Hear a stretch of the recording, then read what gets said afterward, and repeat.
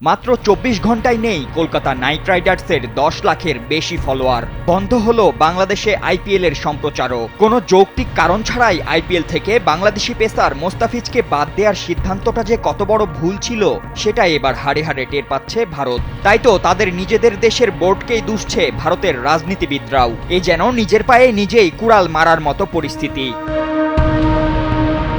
রাজনৈতিক টানাপোড়েনে গেল প্রায় ১.৫ বছর ধরে ভারতের সঙ্গে বৈরী সম্পর্ক বাংলাদেশের, যার প্রভাব এবার এসে পড়েছে ক্রীড়াঙ্গনেও। নিলামে ৯ কোটি ২০ লাখ রুপিতে দল পেলেও সরকারি হস্তক্ষেপে বিসিসিআইয়ের নির্দেশে মোস্তাফিজকে স্কোয়াড থেকে বাদ দেয় কলকাতা নাইট রাইডার্স। স্যান্ডেলিনা সো, রূপচর্চায় আভিজাত্য।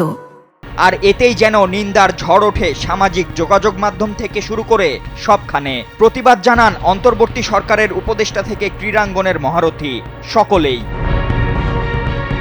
সামাজিক যোগাযোগ মাধ্যমে কেউ লিখেছেন ভারতকে বয়কটের কথা, কেউ বা আবার তুলেছেন বিসিসিআই এর নৈতিকতা নিয়ে প্রশ্ন। মোস্তাফিজের এই ইস্যুর প্রতিবাদে ইতোমধ্যেই আইসিসিকে চিঠি দিয়েছে বিসিবি। আসন্ন টি-20 বিশ্বকাপ খেলতে ভারতে যাবে না বাংলাদেশ। এরই ধারাবাহিকতায় এবার তথ্য ও সম্প্রচার মন্ত্রণালয় থেকে এলো বাংলাদেশে আইপিএল সম্প্রচার বন্ধের নির্দেশও। তাই তো এবার বাংলাদেশের পক্ষে দাঁড়িয়ে বিসিসিআইকে তুলোধুনো করলেন ভারতের সাংসদ ও কংগ্রেস নেতা শশী থারুর। বলেছেন, নিজেরাই বিব্রতকর পরিস্থিতি ডেকে এনেছি।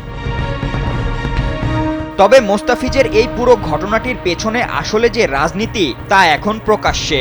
এই ইস্যুতে নিজেদের বার্তায় বিষয়টি জানিয়েছেন সংস্কৃতি ও তথ্য উপদেষ্টাও। এখন দেখার বিষয় শেষ পর্যন্ত এই রাজনীতির জল কত দূর গড়ায়। ফাতিন ইশরাক, কালবেলা।